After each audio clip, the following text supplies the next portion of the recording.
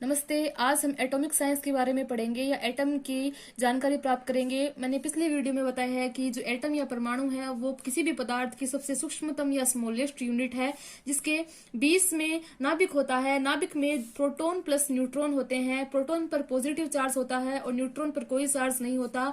नाभिक के चारों ओर इलेक्ट्रॉन विभिन्न कक्षाओं में चक्कर लगाते हैं और इलेक्ट्रॉन पर नेगेटिव चार्ज होता है। अब हम पढ़ेंगे परमाणु क्रमांक, जिसे परमाणु क्रमांक कहते हैं, संख्या कहते हैं, इंग्लिश में एटॉमिक नंबर कहते हैं। इसे जड़ से रिप्रेजेंट किया जाता है। किसी भी परमाणु के नाभिक में उपस्थित प्रोटॉन की संख्या, जिस तत्व के नाभिक में जितने प्रोटॉन होंगे वो उसके परमाणु क्रमांक के बराबर होगा। एग्जाम्पल, नाइट्रोजन जो तत्व है उसके नाभिक में 7 प्रोटॉन उपस्थित है, इसीलिए इसकी परमाणु संख्या 7 होगी। और ऑक्सीजन, इसके नाभिक में 8 प्रोटॉन उपस्थित है, इसीलिए इसका परमाणु क्रमांक या एटॉमिक नंबर 8 होगा। अब हम पढ़ेंगे परमाणु द्रव्यमान या एटॉमिक मास, जिसे ए से रिप्रेजेंट किया जाता है।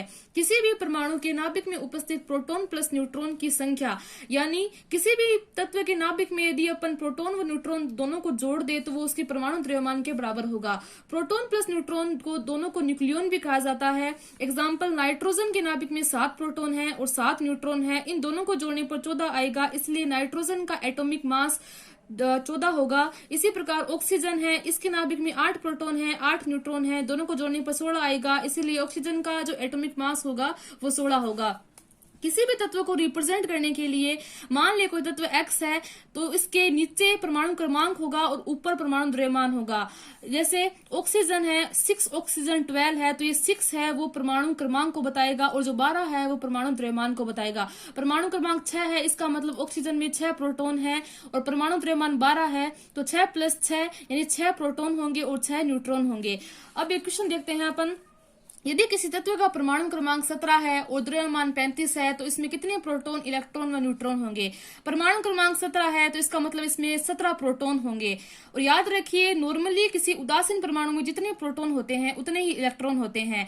तो प्रोटॉन 17 है तो इलेक्ट्रॉन भी कितने होंगे? 17 होंगे। और न्यूट्रॉन निकालने के लिए आपको क्या करना होगा? न्यूट्रॉन निकालने के लिए आपको परमाणु द्रव्यमान में से, यानी 35 है, उसमें से आपको प्रोटॉन की संख्या घटानी पड़ेगी। तो 35 है, 35 में से प्रोटॉन कितने हैं? 17। तो 35 में से यदि अपन 17 घटाएं तो कितना आएगा? 18। आप ऐसे भी कर सकते हैं, प्रोटॉन प्लस न्यूट्रॉन ये किसके बराबर होता है? परमाणु द्रव्यमान की जो है 35, प्रोटॉन अपन ने निकाले हैं 17 प्लस n 35, तो यहाँ n की वैल्यू कितनी आएगी? 35 - 17 बराबर 18। न्यूट्रॉन निकालने का फॉर्मूला याद रखिएगा। न्यूट्रॉन निकालते हैं द्रव्यमान माइनस प्रोटॉन की संख्या। अब हम समस्थानिक या आइसोटोप के बारे में पढ़ेंगे।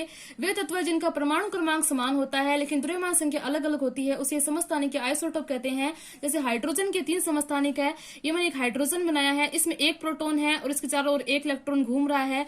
तो परमाणु संख्या 1 होगी क्योंकि प्रोटॉन कितना है? 1 है। और द्रव्यमान कितना होगा? 1, क्योंकि जो द्रव्यमान होता है वो प्रोटॉन और न्यूट्रॉन की संख्या के बराबर होता है, लेकिन यहाँ न्यूट्रॉन नहीं है, इसे बोलते हैं प्रोटियम। दूसरा समस्थानिक है ड्यूटेरियम। यहाँ परमाणु क्रमांक कितना होगा? 1। प्रोटॉन कितना है? 1। लेकिन द्रव्यमान संख्या कैसे निकालेंगे? प्रोटॉन प्लस न्यूट्रॉन की संख्या। प्रोटॉन भी 1 है, न्यूट्रॉन भी 1 है, तो 1 + 1 कितना होगा? 2 होगा। यह तीसरा समस्थानिक है ट्राइटेरियम।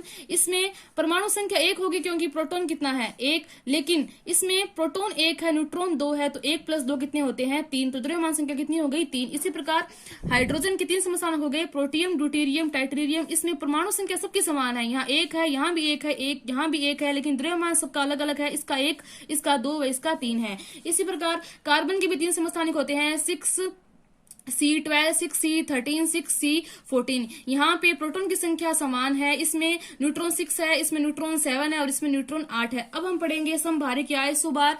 वे तत्व जिनका परमाणु क्रमांक अलग अलग हो लेकिन द्रव्यमान समान हो। जैसे कि नाम से स्पष्ट हो रहा है, इनका भार समान होगा लेकिन जो परमाणु क्रमांक है वो अलग अलग होगा। जैसे मैंने 2 तत्व लिखे हैं, 6C14, 7 नाइट्रोजन 14। यहाँ पे 6 है वो प्रोटॉन है, तो प्रोटॉन इसमें 6 है, यहाँ 7, इसमें प्रोटॉन 7 है। लेकिन न्यूट्रॉन की बात करें तो न्यूट्रॉन कैसे निकालेंगे अपन? ये परमाणु द्रव्यमान है, 14 में से 6 घटाओ कितना आएगा? 8। ये परमाणु द्रव्यमान है, 14 में से 7 घटाओ कितना आएगा? 7। इसी प्रकार इनमें आप देख सकते हो कि इनका परमाणु क्रमांक तो समान होगा। ये परमाणु क्रमांक तो अलग अलग होगा लेकिन द्रव्यमान संख्या समान होगी। यहाँ भी 14 है, यहाँ भी 14 है, लेकिन परमाणु क्रमांक क्या होगा? अलग है। यहाँ 6 और इसका 7 है। अब हम पढ़ेंगे सम न्यूट्रॉनिक। ऐसे तत्व जिनमें न्यूट्रॉन की संख्या समान हो उसे क्या बोलेंगे हम, सम न्यूट्रॉनिक। जैसे मैंने यहाँ लिखे हैं, इसमें प्रोटॉन तो समान है, प्रोटॉन तो अलग अलग है। जैसे इसमें प्रोटॉन है 6, इसमें है 7, लेकिन न्यूट्रॉन क्या है, इसमें समान है। याद रखिए, न्यूट्रॉन निकालने के लिए आपको 13 में से 6 घटाने होंगे और यहाँ 14 में से 7 घटाने होंगे। अब हम देखेंगे परमाणु भार या एटॉमिक वेट। याद रखिए, एटॉमिक मास व वेट अलग अलग होता है। एटॉमिक मास तो होता है कि यदि आप प्रोटॉन प्लस न्यूट्रॉन को जोड़ दे तो होता है एटॉमिक मास। अब हम देखेंगे एटॉमिक वेट क्या होता है। कार्बन के समस्थानिक कार्बन 12, यानी कार्बन का एक 6C12 है। इसका यदि भार हो, इसके भार के 12वें भाग की तुलना में कोई तत्व कितना गुना भारी है, वो उसका परमाणु भार होगा। हम मान लेते हैं कि कार्बन का जो भार है वो 12 है, इसका 12वां भाग कितना होगा, 1 होगा। इस 1 की तुलना में कोई तत्व कितना गुना भारी है, वो उसका परमाणु भार होगा। साइंस की दृष्टि से देखें तो एक कार्बन परमाणु का द्रव्यमान का जब 12वां भाग लिया गया तो 1.66 इंटू 10 की घात -24 ग्राम आया। यानी एक कार्बन परमाणु का द्रव्यमान था, उसका 12वां भाग जब किया गया तो 1.66 इंटू 10 की घात -24 ग्राम आया। अब इसकी तुलना में बाकी तत्वों के परमाणु भार को देखा गया तो जो जितना आया उसका उतना गुना वह भारी होगा। जैसे नाइट्रोजन है, वो इसकी तुलना में इतना गुना भारी था, तो नाइट्रोजन का परमाणु भार कितना हो गया, 14.007।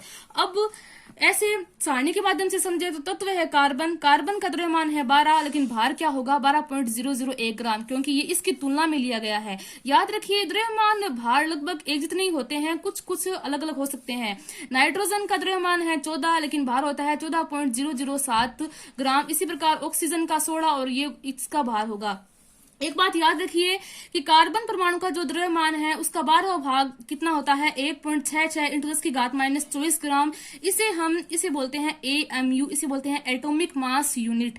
एटॉमिक मास यूनिट को ग्राम में भी रिप्रेजेंट किया जाता है, या इसका जो मात्रक होता है वो ग्राम लिया जाता है, इसलिए परमाणु भार को अपन बोल देते हैं कि 12.001 ग्राम है। अब हम पढ़ते हैं मोल कंसेप्ट के बारे में। मोल क्या होता है, कार्बन का जो द्रव्यमान है वो होता है 12 ग्राम, यहाँ लिखा हुआ है ना 12 ग्राम, तो कार्बन का द्रव्यमान 12 ग्राम है। इसमें वैज्ञानिकों ने निकाला कि इस 12 ग्राम में 6.022 इंटू 10 की घात 23 कण है। इतने ही कण यदि किसी भी चीज में उपस्थित है तो वो 1 मोल के बराबर होगा।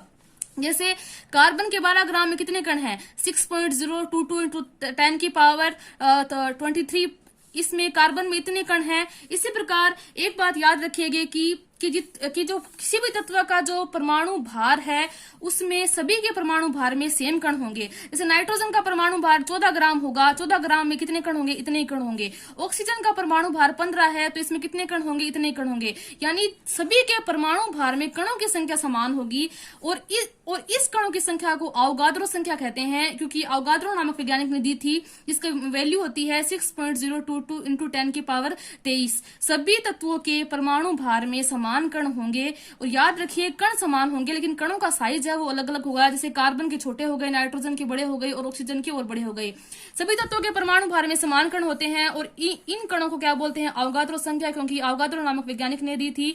परमाणु भार निकालने के लिए तत्व के एक परमाणु का भार बट्टे 1.66 इंटू 10 की घात -24 से आपको डिवाइड करना पड़ेगा। 1.66 इंटू 10 की घात -24 क्या है, ये एक कार्बन परमाणु के द्रव्यमान का 12वां भाग है। एग्जाम्पल, एक तत्व का परमाणु भार, इस फॉर्मूले में एक तत्व का परमाणु भार कैसे निकालेंगे, आपको परमाणु द्रव्यमान में भाग देना पड़ेगा 6.023 इंटू 10 की पावर 23। जैसे नाइट्रोजन का परमाणु द्रव्यमान कितना होता है, 14 होता है, इसमें आपको इसका डिवाइड करना पड़ेगा। इसकी जो वैल्यू है वो इस फॉर्मूले में रखो, तत्व के परमाणु का भार आ जाएगा और इसको इससे डिवाइड करो तो वो उसका परमाणु भार आ जाएगा। Thank you.